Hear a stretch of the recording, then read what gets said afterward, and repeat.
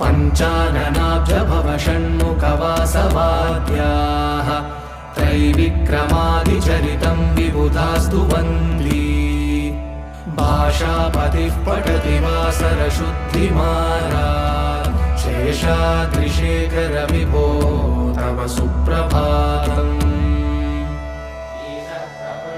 ईषत्प्रफुल्लसरसीरुहनारिकेलफूगद्रुमादिसुमनोहरपालिकानाम् आवादिमन्दमनिलः सह दिव्यगन्धैः शेषाद्रिशेखर विभो तव सुप्रभातम्